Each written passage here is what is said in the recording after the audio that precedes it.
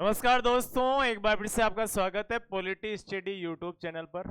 आज का मुद्दा अपने समक्ष रहेगा कि धन विधेयक को लेकर जो सबसे ज्यादा विवाद और चर्चा का विषय बना हुआ है। आज का नहीं, 2018, 2016, 2018, 2019, 2023, 24 लगातार इस पर सुनवाई के मामले चल रहे हैं। सुप्रीम कोर्ट इस पर सुनवाई कर रही है, लेकिन कुछ विवाद इस प्रकार से सरकार इसमें क्या कर रही है कि सरकार क्या कर रही है कि जो विधेयक आते हैं, तो सामान्य विधेयक आते हैं, लोकसभा और राज्यसभा दोनों सदनों में पारित करना अनिवार्य होता है उनको। जबकि धन विधेयक के नाम से अधिकांश विधेयक है वो प्रस्तावित किए जा रहे हैं, क्योंकि धन विधेयक में क्या होता है, धन विधेयक में अधिकांश शक्तियां लोकसभा के पास में होती है, जबकि राज्यसभा के पास में शक्तियां कम होती है। मात्र धन विधेयक को 14 दिन रोक सकती है। बड़ा सवाल यहाँ पर यह उठ रहा है कि धन विधेयक आखिर हर विधेयक को धन विधेयक के नाम से ही सरकार क्यों ला रही है? आखिर क्या वजह है कि सरकार हर विधेयक को धन विधेयक का सहारा लेकर पारित करवा रही है? तो इसके पीछे एक वजह तो यह है कि जो वर्तमान मोदी सरकार है, इस सरकार के पास में स्पष्ट बहुमत लोक विधान यानी स्पष्ट रूप से राज्यसभा में बहुमत प्राप्त नहीं है और लोकसभा में बहुमत प्राप्त है। तो लोकसभा में किसी भी विधेयक को पारित करवा लेंगे, लेकिन राज्यसभा में किसी विधेयक को पारित करने के लिए स्पष्ट तौर पर बहुमत नहीं है। हाल ही की घटना के अकॉर्डिंग अगर हम बात करें, अभी मुद्दा वापस एक बार फिर से विवाद में आया। इसके पीछे भी यही रीजन रहा है कि क्यों इसको विवादित लाया गया है। यानी इस सवाल में यहां से वर्तमान में करूं तो वर्तमान में जो राज्यसभा है, उच्च सदन है, राज्यसभा में वर्तमान में अधिकतम 245 सदस्य हो सकते हैं, लेकिन इसमें से जो 19 सीटें वर्तमान में खाली है। ठीक है, अगर इसमें से बात करें 245 में से अगर स्थिति बने तो किसी भी राजनीतिक दल को स्पष्ट बहुमत के लिए कितनी सीटों की आवश्यकता है? तो 123 सीटें होनी चाहिए। अगर इसमें से 19 सीटें वर्तमान में खाली है तो भी अगर मैं बात करूं तो कम से कम 113 सीट बहुमत होने चाहिए। जबकि मैं बात करूं भाजपा जो सरकार है, भाजपा के पास में अभी भी 86 सीटें राज्यसभा में है। तो हर विधेयक का नाम है वो धन विधेयक के नाम से लेकर लाया जाता है और उसको पारित भी करवा देना, यानी मुद्दा है सुप्रीम कोर्ट के जजमेंट के अधीन। वर्तमान में अभी 23 जुलाई को सर्वोच्च न्यायालय एक बार इस पर जो विपक्ष है जिसने तर्क तौर पे और विवाद के मामले के लिए अपील किए, उसके समक्ष विचार विमर्श कर रहे हैं और 23 जुलाई को हो सकता है अपने किस आधार पर कैसे फैसला ले, इसके संदर्भ में विचार होगा। तो आइए हम बात करते हैं इस टॉपिक पर। महत्वपूर्ण आज की चर्चा रहेगी। हम बात करेंगे धन विधेयक की क्या स्थिति रहती है, वित्त विधेयक की क्या स्थिति रहती है। अब तक की मान लो कि कौन से ऐसे विवाद है जो धन विधेयक के नाम से या धन विधेयक के नाम से ऐसे विधेयक है जिनको सदन में लाया गया और पारित कर दिया गया। कोर्ट में कब कब सुनवाई हुई और कौन से मुद्दे अभी 2024 में सूचीबद्ध किए गए, उसके संदर्भ में हम बात करेंगे। चर्चा जो विषय रहा है धन विधेयक के संदर्भ में, वो चर्चा के विषय ये रहेगा अपने समक्ष कि मुख्य न्यायाधीश वर्तमान में धनंजय यशवंत चंद्रचूड़, वर्तमान में भारत के मुख्य न्यायाधीश CJI, यानी याद रखना है धनंजय यशवंत चंद्रचूड़ ने संसद में धन विधेयक के अनुचित उपयोग यानी गलत तरीके से उपयोग की जो चुनौती देने वाली याचिका आई थी, उस याचिकाएं जितनी आई थी उन याचिकाओं को सूचीबद्ध किया है। यानी जो जो याचिकाएं धन विधेयक के किसी प्रकार से अनुचित उपयोग के संबंध को लेकर आई थी, उन सभी याचिकाओं को एक सूचीबद्ध किया है। सबको एक साथ उस पर सुनवाई करने का प्रावधान इसमें करेंगे और इस पर क्या किया है, सहमति व्यक्त की है कि इसकी सुनवाई बहुत जल्द करेंगे और 7 न्यायाधीशों की खंडपीठ इसमें तैयार करेंगे और बिठाएंगे। इस पीठ की अध्यक्षता है भारत के मुख्य न्यायाधीश DY चंद्रचूड़ करेंगे। ये मुख्य रूप से याद रखना। और जनरल GS पेपर सेकंड भारतीय राज व्यवस्था के संदर्भ में ये बात रहेगी। और दूसरी बात है, आपको जो वर्तमान में बात कर रहा हूं यूट्यूब चैनल पॉलिटी स्टडी, आपको इसको क्या कर लेना है, फॉलो कर लेना है। ठीक है, नेक्स्ट अगर मैं बात करूं याचिकाकर्ताओं का यहाँ पर तर्क क्या है, यानी जिन लोगों ने इस धन विधेयक के विरोध में अपील की है न्यायालय से जजमेंट के लिए, उनका तर्क इसमें क्या है, याद रखना तर्क बहुत महत्वपूर्ण है, मुद्दा भी महत्वपूर्ण होगा। सुनवाई के बाद में एक नया प्रावधान इसमें आएगा। क्या जजमेंट रहता है वो बात अलग है, लेकिन सरकार के जितने प्रावधान है अगर वो गलत है तो इस फैसले पर बदलने के लिए सरकार को मजबूर करेंगे। सरकार विवादास्पद संशोधनों और कानूनों को पारित करने के लिए धन मार्ग यानी धन विधेयक का जो अनुचित उपयोग है उसके संदर्भ में बात पहली तर्क इन्होंने दिया है। राज्यसभा में सरकार के पास बहुमत ना होने के कारण सरकार ने इन कानूनों को धन विधेयक के रूप में पेश किया था। यानी मैंने जैसे बताया था कि अभी की बात करूं तो राज्यसभा में बीजेपी यानी वर्तमान में सत्ता पक्ष है उसके पास में कितनी सीटें हैं, 245 में से मात्र सीटों की संख्या कितनी है, 86 है। अगर वो किसी प्रकार से अपने गठबंधन यानी जो जुड़े हुए सहयोगी दल है उनके साथ में भी आए तो भी ये बहुमत का आंकड़ा पार नहीं कर पा रहे।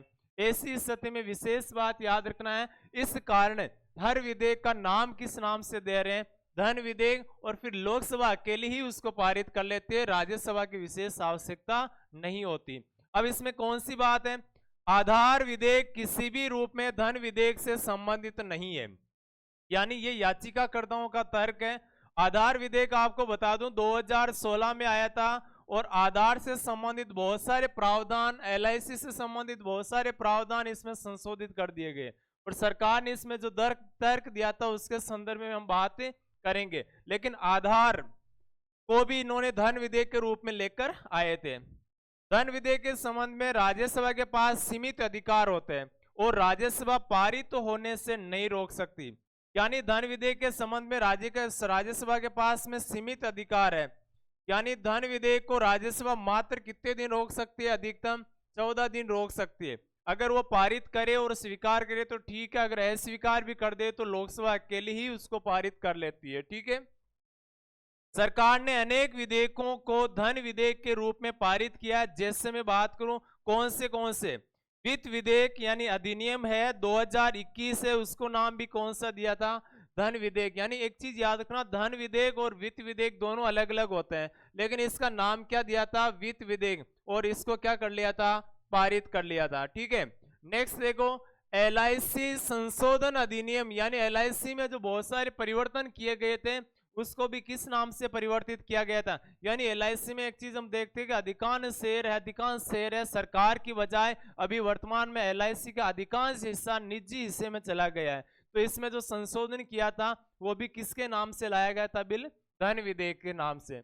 धन शोधन अधिनियम 2002, याद रखना कि 1998 से 2004 तक वहां पर भी भाजपा सरकार थी, तो वो विधेयक भी इस समय सूचीबद्ध है, ध्यान रखना। कब की बात आ रही है, धन विधेयक शोधन अधिनियम 2002। विदेशी अंशदान नागरिक अधिकार अधिनियम 2010 के साथ साथ में आधार अधिनियम 2016 भी इसमें इंक्लूड रहेगा। 2016 में संशोधनों सहित कई महत्वपूर्ण कानूनी विधेयकों को शामिल किया गया था इसमें, और 2017 में एक धन विधेयक पेश किया, तकरीबन उसमें ध्यान रखना प्रमुख 19 न्यायाधिकरण को में नियुक्ति की विधि को बदलाव किया गया। देखो 2017 में बहुत ज्यादा इसका विरोध हुआ था और इसमें मान लो कि कुछ जजमेंट और कुछ जजमेंट से संबंधित जो वकीलों की एक अपील संबंधित है उससे संदर्भ में भी इसको गलत बताया था। बात क्या है इसमें, बात ये थी कि 2017 में एक धन विधेयक आता है, नाम तो उसका धन विधेयक है, लेकिन उसमें संशोधन कौन से किए थे, न्यायपालिका से संबंधित संशोधन थे। तो न्यायपालिका का धन विधेयक से क्या संबंध है, हो सकता है धन विधेयक में कुछ प्रावधान एक दो हो सकते हैं धन से संबंधित, कोई अगर मान लो कि न्यायिक प्रणाली को बदलने के लिए और एक विधेयक लेकर आए और उसमें लगभग 19 संशोधन न्यायपालिका के हो और एक कोई टैक्स लगाने से संबंधित कोई प्रकार से उसमें टैक्स लागू करने से संबंधित बात लिखी हो, तो क्या वो पूरा विधेयक धन विधेयक हो जाएगा या फिर न्यायिक प्रणाली के अलग से विधेयक नहीं बन सकता। सवाल ये सबसे बड़ा और सबसे बड़ा मुद्दा यहाँ पर रहने वाला है। ये मुद्दा भी बहुत ज्यादा हाईलाइट और इसमें भी सुनवाई की गई थी। ठीक है, यहाँ पर विपक्ष ने बहुत ज्यादा अपने तर्क भी दिए थे। सरकार ने इसके संदर्भ में क्या कहा, सरकार ने याद रखना जो 2016 में आधार से संबंधित है, याद रखना आधार का नाम क्या था, आधार संशोधन के लिए जो एक्ट लाया गया था उसका नाम क्या रखा था, आधार वित्तीय और अन्य सब्सिडी लाभ और सेवाओं का लक्षित वितरण अधिनियम 2016 उसका, यानी नाम क्या दे दिया उसका, वित्त दे दिया, लाभ दे दिया, सेवाओं से लक्षित वितरण का संबंध दे दिया। और इसको मान क्या लिया, इसको मान लिया हमने, यानी हमारे अध्यक्ष ने ये प्रमाणित कर दिया कि धन विधेयक है। भारत की संचित निधि से धन के विनियोग का स्पष्ट उल्लेख था। इसमें सरकार ने कहा कि इसमें जो आधार के लिए जो सब्सिडी लोगों की यानी प्रत्येक डीबीटी डायरेक्ट बैंक ट्रांसफर का मामला जो था, यानी आधार कार्ड से बैंक से पैसे निकालना और आधार कार्ड में पैसे जमा करवाना सरकार द्वारा, तो उन्होंने कहा कि ये सारा का सारा डायरेक्ट हमने किससे लिंक किया था, तो भारत की संचित निधि से लिंक किया था। ये बात इसमें नोट करना है। दूसरी बात आती है, क्या आधार अधिनियम को धन विधेयक के रूप में पारित करना वैध था? सवाल यहां पर सबसे बड़ा यही होता है, और इसी मुद्दे पर क्या करने वाली है न्यायपालिका, एक बार फिर से समीक्षा करने के लिए तैयार है। ठीक है, डीवाई चंद्रचूड़ ने कहा कि मैं इसके लिए सुनवाई करने के लिए तैयार हूं। मैं जल्द ही 7 न्यायाधीशों की खंडपीठ तैयार करके आपके समक्ष उपस्थित होऊंगा इस मुद्दे पर सुनवाई करने के लिए। यह मुद्दा कब कब सुना गया, क्या स्थिति इस पर रही थी? सवाल यह बनता है, क्या आधार अधिनियम को धन विधेयक के रूप में पारित करना वैध था या नहीं? तो यहां पर न्यायालय के जजमेंट के अकॉर्डिंग अगर हम बात करें, तो न्यायालय ने केएस पुट्टुस्वामी बनाम भारत संघ विवाद हुआ था 2018 की बात है, यानी केस सुनवाई कब हुई थी? 2018 में। सर्वोच्च न्यायालय ने फैसला दिया था 4-1, यानी 4 तो इसके पक्ष में थे और 1 न्यायाधीश जो इसके विरोध में थे। बहुमत के आधार पर अधिनियम 2016 को क्या कर दिया? संवैधानिकता को वैध माना था। ठीक है, याद रखना इसमें मुख्य न्यायाधीश कौन थे, यानी इसमें भारत के सीजेआई कौन थे, ये कमेंट बॉक्स में आपको लिखना है। इस कानून का मुख्य उद्देश्य संचित निधि से समाज के हाशिए पर रहने वाले व सहायता, अनुदान और सब्सिडी की प्रकृति में लाभ पहुंचाना है। यानी इसको जो संवैधानिक मानने के पीछे कारण था वो ये था कि इसमें जो पिछड़े हुए लोग हैं, यानी अंतिम किनारे तक जिन लोगों को आवश्यकता है किस बात की, हेल्प, सहायता के लिए, अनुदान के लिए या फिर किसी प्रकार की छूट या सब्सिडी के लिए, तो उन तक लाभ पहुंचाने इनका उद्देश्य है। इसमें को माना गया, कोर्ट के द्वारा माना गया कि ये सही है। जबकि एक विशेष बात क्या याद रखना है, ये अधिनियम संविधान के अनुच्छेद 110 के पहले भाग के ई के अनुसार, यानी याद रखना अनुच्छेद 110 में धन विधेयक को परिभाषित किया गया है और धन विधेयक का पहला भाग है उसका ई के दायरे में आता है। इसे रूप से धन विधेयक के रूप में, यानी इसके अनुसार अगर हम बात करें तो इसे धन विधेयक के रूप में पारित किया जा सकता है। यानी इस रूप से अगर हम बात करें तो इस धन विधेयक का एक भाग या धन विधेयक के रूप दायरे में इसको माना जा सकता है। ठीक है, ये बात इसमें नोट करना। ठीक है, डीवाई चंद्रचूड़, याद रखना ये व्यक्ति वही है जब 4-1 से निर्णय दिया गया था। जिस एक व्यक्ति ने यानी जिस एक न्यायाधीश ने विरोध किया था वो डीवाई चंद्रचूड़ ही थे। कब की बात है? 2018 वाले मामले में। वे उस समय सीजे नहीं थे, यानी मुख्य न्यायाधीश तो नहीं थे, लेकिन इस फैसले एकमात्र ऐसे न्यायाधीश जो इस फैसले से क्या रहे थे, इस फैसले से असंतुष्ट रहे थे। और 4-1 से जब उन्होंने निर्णय दिया था उसमें एक व्यक्ति जो असंतुष्ट थे वो सीजे, वर्तमान सीजे डीवाई चंद्रचूड़ थे।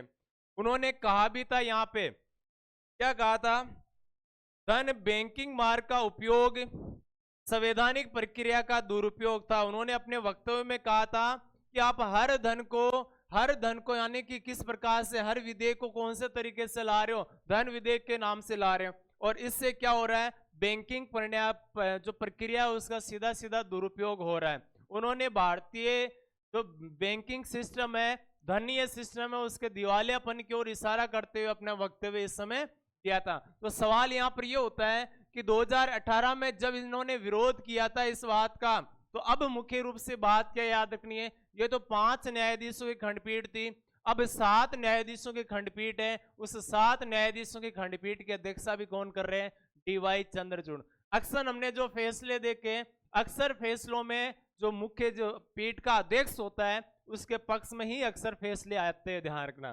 तो बहुत बड़ा मुद्दा बनने वाला है कि इसकी क्या स्थिति रहने वाली है। ठीक है, फिर नवंबर 2019 के अकॉर्डिंग और बात करें तो पुट्टुस्वामी की बात थी, उसके अकॉर्डिंग अगर हम बात करें, यानी पुट्टू स्वामी में जो फैसला दिया था उसी के ऊपर वापस समीक्षा रिट लगी थी, यानी पुनर्न्यायिक पुनरावलोकन के तहत बात आती है। रोजर मैथ्यू, यानी नवंबर 2019 की बात है, रोजर मैथ्यू बनाम साउथ इंडियन बैंक लिमिटेड के मामले में 5 न्यायाधीशों की, देखो उसमें भी 5 न्यायाधीश थे पुट्टू स्वामी मामले में, और जब इसकी समीक्षा की गई थी तब भी 5 ही न्यायाधीशों ने समीक्षा की थी। पीठ ने धन विधेयक के प्रश्न को 7 न्यायाधीशों की पीठ को संदर्भित किया। इस समय याद रखना, जो 5 न्यायाधीशों की खंडपीठ बैठी थी उसके मुख्य न्यायाधीश कौन थे? रंजन गोगोई थे, ध्यान रखना, ठीक है। और भाजपा के वर्तमान में ये राज्यसभा सदस्य है। ये मुख्य बात रहेगी, वर्तमान में भाजपा के राज्यसभा के सदस्य के तौर पे पद पर है, तो मतलब ये वर्तमान में कौन सी पार्टी से संबंधित है? भारतीय जनता पार्टी से। और दूसरी बात, विपक्ष ने आरोप भी लगाया था कि अगर सीजेआई पद से तुरंत जैसे ही मान लो कि सेवानिवृत्त होते हैं, इसके तुरंत बाद में किसी एक पार्टी को ज्वाइन कर लेते हैं, इसका मतलब उनके द्वारा दिए गए फैसलों के प्रति आप किस नजरिए से देखोगे? यानी सवाल उनका था, लेकिन न्यायपालिका पर सवाल करना अपनी जिम्मेदारी से बाहर है, अपने कर्तव्य और अपने मान लो की हैसियत से बाहर है, ध्यान रखना, ठीक है। इस मामले की सुनवाई कर रही खंडपीठ के अधिकांश न्यायाधीशों, यानी 5 में से 4 न्यायाधीशों, वही बात वापस हुई थी, ने वर्ष 2018 के निर्णय की समीक्षा से संबंधित याचिका को क्या कर दिया? यानी उन्होंने कहा कि समीक्षा करनी है, न्यायिक पुनरावलोकन जो अमेरिका से सिस्टम लिया उसके न्याय वापस समीक्षा करने की बात थी, तो उसको क्या कर दिया? खारिज कर दिया कि हम जैसा है वैसा ही फैसला रहेगा, समीक्षा होना कोई जरूरी नहीं है। न्यायालय ने माना कि रोजर मैथ्यू बनाम साउथ इंडियन बैंक लिमिटेड 2019 वर्ष 2019 बाद में न्यायालय का यानी ये जो रोजर मैथ्यू वाला था ना, ये 2018 का मामला था। मैथ्यू वाला कौन सा था? 2018 का मामला था इसमें, ठीक है। दिया गया निर्णय वर्ष 2018 के निर्णय पर पुनः विचार करने के लिए पर्याप्त आधार नहीं है। उन्होंने कहा कि जब वापस आप निर्णय के प्रति आप क्या कर रहे हो, आप फैसला सुनाने का प्रयास कर रहे हो, तब मैं बात करूं जो 18 के आधार पर निर्णय की बात हुई थी, तो आप पुनर्विचार यानी समीक्षा करने के लिए जो आपने पर्याप्त सबूत दिए वो अपर्याप्त है, उसके अकॉर्डिंग हम सुनवाई नहीं कर पा रहे, ठीक है। मुद्दा वही था कि हर विधेयक को धन विधेयक का सहारा ले रही है और राज्यसभा की सीमित भूमिका कर रही है, बस वही मुद्दा लेकर वापस क्या किया था? समीक्षा रिट लागू की थी। नेक्स्ट देखो, धन विधेयक क्या होता है? संविधान के किस अनुच्छेद में धन विधेयक का उल्लेख है? संदर्भ में बात करें।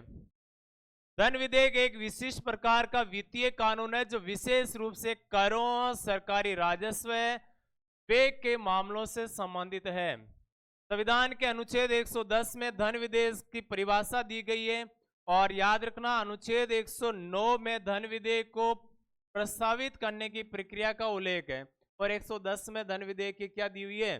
परिभाषा दी गई है। सवाल ये, किसी विधेयक को धन विधेयक माना जाता है, कारण क्या है, क्यों माना जाता है? तो यहां से बात याद रखना, केंद्र सरकार द्वारा उधार लिए गए धन का विनिमय करता हो, यानी ऐसा कोई विधेयक जो उधार लिए गए धन का विनिमय करता हो, किसी कर को लगाने, किसी कर को समाप्त करने या बदलने से संबंधित कोई ऐसा विधेयक हो, भारत की संचित निधि या आकस्मिक निधि की अभिरक्षा या ऐसी किसी निधि में जमा धन करने या निकालने से संबंधित हो, यानी कोई पैसा जमा करवाना संचित निधि में या उसमें से निकालने से संबंधित कोई भी विधेयक को किस में आएगा? धन विधेयक में शामिल माना जाता है। किसी व्यय को भारत की संचित निधि पर भारित व्यय, याद रखना भारित व्यय है, सदन में इस पर लाया जाता है, इस पर चर्चा तो हो सकती है लेकिन इस पर मतदान नहीं होता, और मुख्य पदाधिकारी को वेतन भत्ते इसमें किए जाते हैं। ऐसे किसी व्यय की राशि में वृद्धि करना, यानी इसमें क्या कर सकते हैं? भारित व्यय घोषित करना या भारित व्यय से संबंधित को राशि यानी वेतन में बढ़ोतरी करने से संबंधित मामला। भारत की संचित निधि या लोक लेखा में से धन की प्राप्ति, अभिरक्षा या इससे व्यय या इनका केंद्र या राज्य की निधियों का लेखा परीक्षण करता हो, ऐसा कोई विधेयक हो, किसमें आएगा? धन विधेयक माना जाता है, ठीक है। क्या आधार धन विधेयक है? क्या 2017 में लाया गया सरकार द्वारा 2017 का वित्त विधेयक है? क्या इन रूल्स को फॉलो करता है? तो बहुत सारी बातें इसमें से फॉलो नहीं भी करता है, फिर भी उसको लाया गया और जारी रखा गया। धन विधेयक पारित करने की प्रक्रिया, यानी ये विपक्ष की प्रतिक्रिया थी, ध्यान रखना, मैं नहीं बोल रहा हूं, विपक्ष ने ये बात कही थी। अच्छा, दूसरी बात है कि धन विधेयक पारित करने की प्रक्रिया क्या है, संबंधित प्रक्रिया क्या है, इसमें अनुच्छेद 109 के तहत विशेष प्रक्रिया का प्रावधान यानी लोकसभा में लाया जाएगा और इसकी बात का उल्लेख है। क्या प्रक्रिया उसकी बात करते हैं। इसे राष्ट्रपति की सिफारिश के बाद केवल लोकसभा में ही प्रस्तुत किया जा सकता है, राज्यसभा में कभी नहीं होता है। लोकसभा में पारित होने के बाद में कौन से सदन में जाता है, राज्यसभा में जाता है। राज्यसभा धन विधेयक को अधिकतम 14 दिन के अंदर अंदर स्वीकृति देनी होगी, नहीं देती है तो 14 दिन बाद लोकसभा स्वतः उसको क्या कर लेती है, अपने आप ही पारित करके उसको स्वीकार कर लेती है। फिर राज्यसभा 14 दिनों के अंदर अपनी स्वीकृति ना देने पर इसे राज्यसभा से पारित माना जाता है। पॉइंट महत्वपूर्ण है, याद रखना है। राज्यसभा इसे अस्वीकृत नहीं कर सकती, सिर्फ इसमें संशोधन के लिए सिफारिश कर सकती है, लेकिन वो संशोधन मानने कोई जरूरी नहीं है, नहीं भी माने तो भी चलेगा, ठीक है। राष्ट्रपति या तो इस पर अपनी, देखो लाइन महत्वपूर्ण है, राष्ट्रपति या तो इस पर अपनी सहमति देता है या फिर इसे रोक कर रख सकता है, इसे पुनः विचार के लिए नहीं लौटा सकता। या तो क्या करेंगे, सहमति देता है या इसको रोक कर रख लेता है, ठीक है, लेकिन इसको पुनः विचार के लिए साधारण को तो भेज सकता है, लेकिन इस धन विधेयक को पुनः विचार के लिए नहीं भेजा जाता है। एक तो धन विधेयक को नहीं भेजा जाता पुनः विचार के लिए, और एक संविधान संशोधन विधेयक को नहीं भेजा जाता, ये पहले स्वीकृति के बाद में लाए जाते हैं। धन विधेयक को सरकारी विधेयक माना जाता है क्योंकि इसे वित्त मंत्री या इन्हें किसी मंत्री के द्वारा प्रस्तावित किया जाता है, ठीक है। सदन में किसी विधेयक के बारे में विवाद होने पर वह धन विधेयक है या नहीं, लोकसभा अध्यक्ष का निर्णय अंतिम निर्णय होता है। इसमें महत्वपूर्ण बात याद रखना है यहाँ के संदर्भ में, और बड़ा मुद्दा यह है कि सरकार यानी भाजपा सरकार वर्तमान क्या कर रही है, इस प्रकार के विधेयक ला रही है, और इस प्रकार के विधेयक पर अंतिम स्वीकृति किसकी ली जाती है, तो स्वीकृति यहाँ पर यानी जो लोकसभा का अध्यक्ष होता है। विधेयक सदन में जैसे लोकसभा में लाया जाता है तो लोकसभा में पहले प्रस्तावित करने से पहले की अगर मैं बात करूं तो जो लोकसभा के अध्यक्ष है वो अपना एक पेज लिखकर यानी एक मान लो कि हस्ताक्षर सहित नोट लिखकर उसमें संलग्न करते हैं कि ये विधेयक धन विधेयक है। सवाल सबसे बड़ा यहाँ पर यह रहेगा कि वर्तमान में लोकसभा अध्यक्ष भी कौन सी पार्टी के, तो सत्ता पार्टी के। और लोकसभा अध्यक्ष पर विपक्ष की बात करें या फिर हकीकत की बात करें तो पिछली जो लोकसभा थी अपने, यानी मैं बात करूं 17वीं लोकसभा में लगभग 150 विपक्षी जो सांसद थे उनको निलंबित करने का आरोप भी लग चुका है। इन्होंने लगभग 150 जो सांसद थे उनको क्या कर दिया था, उन सांसदों को सस्पेंड कर दिया था। अगर सत्ता के इशारे पर ये कार्य कर रहे हैं तो ये मान लो कि धन विधेयक और हमारी जो आने वाली सरकार की नीतियां उनके विरुद्ध ये बात हो गई। लेकिन इनमें फैसले के विरुद्ध क्या है, ये निर्णय अंतिम निर्णय माना जाएगा, इसको चुनौती नहीं दी जा सकती। हालांकि चुनौती नहीं दी जा सकती लेकिन न्यायालय सर्वोच्च है भारत में, वो कुछ ही किस प्रकार से। सवाल ये होगा कि लोकसभा अध्यक्ष के निर्णय को अंतिम निर्णय ही माना जाएगा या न्यायिक समीक्षा के अधीन रिव्यू के अंदर डाला जाएगा, यह सबसे बड़ा सवाल आएगा। कि जैसे मान लो कि एक बार तो सुनवाई 23 जुलाई को होने के चांस है, लेकिन पहले 30 जनवरी को थी 2024 में, अब 23 जुलाई को मामला आ रहा है, तो जितना जल्दी हो सके मान लो कि सुनवाई के लिए जो खंडपीठ बैठेगी उसके अकॉर्डिंग फैसला किया जाएगा, ठीक है। सवाल यहाँ पर एक बात ये रहती है, धन विधेयक और वित्त विधेयक दोनों में क्या अंतर है। धन विधेयक और वित्त विधेयक के संबंध में अगर मैं बात करूं,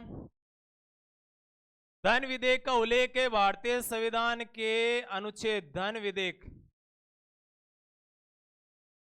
अनुच्छेद याद रखना, अनुच्छेद 109 में तो ये लोकसभा में लाया जाता है, और अनुच्छेद 110 में धन विधेयक की क्या है, परिभाषा है। 110 में क्या है, परिभाषा दे रखी है इसमें, ठीक है। दूसरी बात मैं करूं, जो वित्त विधेयक होता है, वित्त विधेयक का उल्लेख है भारतीय संविधान के अनुच्छेद 117 में, अनुच्छेद याद रखना 117 में। 117 में एक भाग में भी है, 3 भाग में भी है। पहले भाग का जो धन विधेयक है वो अक्सर क्या होता है, एक धन विधेयक के समान, यानी धन विधेयक में जितना पावर आता है उतना अनुच्छेद 117 के पहले भाग में आता है। इसके अतिरिक्त भी कुछ शक्तियां और कुछ विधेयक और लाए जा सकते हैं। तो 117 का तीसरे भाग में जो वित्त विधेयक होता है वो वित्त विधेयक एक साधारण विधेयक के समान होता है। ध्यान रखना, धन विधेयक पर संयुक्त बैठक नहीं बुलाई जा सकती और संविधान संशोधन में संयुक्त बैठक नहीं बुलाई जा सकती, लेकिन वित्त विधेयक पर क्या कर सकते हैं, संयुक्त बैठक बुलाई जा सकती है। यह सबसे बड़ा मुद्दा रहेगा और इस मुद्दे पर है वर्तमान भारत के मुख्य न्यायाधीश धनंजय यशवंत यानी DY चंद्रचूड़ है, इस पर सुनवाई करेंगे। और सुनवाई का जो महत्वपूर्ण बात रहने वाले यानी रोचक मुद्दा रहने वाला है कि धनंजय यशवंत है वो पहले 2018 के फैसले जो आधार के संबंध में दिया था उस फैसले से पहले से भी वो असंतुष्ट है, और दिए गए फैसले से अगर वो असंतुष्ट थे तो इस मुद्दे पर उनकी क्या प्रतिक्रिया रहेगी। क्या पुट्टू स्वामी विवाद है, पुट्टू स्वामी विवाद है उस फैसले को, या मैं बात करूं नवंबर 2019 में जो विवाद हुआ था उस फैसले को ये बदलने वाले हैं। अगर बदलने वाले हैं तो क्या प्रक्रिया रहेगी, या दूसरी बात है कि अगर बदलेंगे तो लोकसभा अध्यक्ष की जो अनलिमिटेड यानी जो निर्णय की अंतिम शक्ति है उस शक्ति के प्रति इनकी क्या प्रतिक्रिया रहने वाली है, क्या ये अंतिम ही रहेगी या न्यायिक समीक्षा के अधीन इसको डाल दिया जाएगा। फैसला रोचक होने वाला है, फैसला या मुद्दा है, इस पर बहस आपको सुननी होगी और जैसे ही इस पर सुनवाई होती है उसके तुरंत बाद में हमारे YouTube चैनल पर आपको ये जानकारी अगले दिन या उसी दिन आपको उपलब्ध हो जाएगी। अगर आपको ये PDF चाहिए तो आपको क्या करना है, आपको टेलीग्राम चैनल पर पॉलिटिकल डॉट या इस प्रकार से लिखना है और GK लिखना है, ये इस नाम से टेलीग्राम चैनल है। यहाँ से आपको ये PDF और YouTube चैनल का लिंक सहित मिल जाएगा। चैनल को भी ज्वाइन करिए और YouTube चैनल को भी ज्वाइन करिए और आप इसी प्रकार से हंसते रहिए, मुस्कुराते रहिए और इसी प्रकार से तैयारी करते रहिए। आज के लिए जय हिंद, नमस्कार साथियों।